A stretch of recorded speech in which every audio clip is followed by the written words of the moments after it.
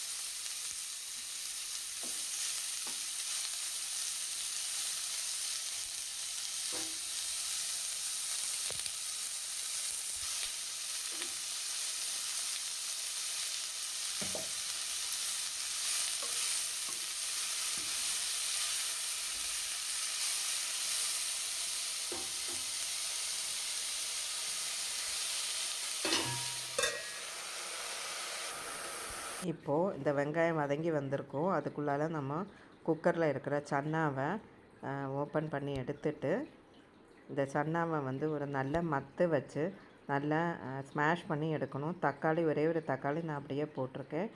இதில் தெரியுது தான் அந்த ரெம்பா லீஃப்னுவாங்க பிரியாணி இலை, நல்லாயிருக்கும் இது இந்த குழம்புல போட்டால். ஸோ இதை வந்து ஒரு மத்து வச்சு நல்லா வெந்து தான் இருக்குது, இருந்தாலும் மத்து வச்சு நல்லா ஸ்மாஷ் பண்ணி எடுக்கணும். ஸோ அதை ரெடி பண்ணி வச்சிடலாம் வெங்காயம் ரெடி ஆகிறதுக்குள்ளே. இதுலேயும் உப்பும் மஞ்சத்தூளும் போட்டு வேக வச்சுருக்கேன். ஸோ சன்னா சாப்பிடும்போதும் நமக்கு நல்ல ஒரு ருசியை கொடுக்கும். இதை வந்து அப்படியே அந்த வெங்காயம் ரெடி ஆனதும் அது கூட போட்டு எடுக்கணும். வெங்காயத்தில் நம்ம எடுத்து வச்சுருக்கிற அந்த மசாலா தூள் அது போடணும். இன்றைக்கி நான் இந்த புது கம்பெனியோட இந்த மசாலா எடுத்திருக்கேன். இஞ்சி பூண்டு பேஸ்ட்டு கொஞ்சம் சேர்த்துக்கிறேன். சேர்த்துட்டு அந்த மசாலா பவுடரும் போட்டு கிளறிட்டு அதுக்கப்புறம் வேக வச்ச சன்னாவும் அதில் போட்டு நல்லா திளைக்க விட்டு எடுக்கணும். உப்பெல்லாம் பார்த்துட்டு கடைசியாக ஒரு ஆஃப் பண்ண பிறகு கொத்தமல்லியும் போட்டு அப்புறம் ஒரு பாதி லெமனும் அதில் புழிஞ்ச விட்டுறணும். அவ்வளோதான் இந்த ரெசிபி. இப்போ இதுதான் அந்த மட்டன் கொல்லாப்பெரி மிக்ஸ்ன்னு சொன்னது இதுதான். இது புது கம்பெனியோடது, ஃபஸ்ட் டைமாக வாங்கியிருக்கேன். ஸோ அதையும் சேர்த்து பண்ணினேன்.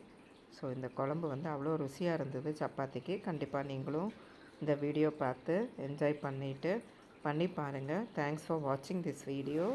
Please do like, share and subscribe Kittu சமையல்.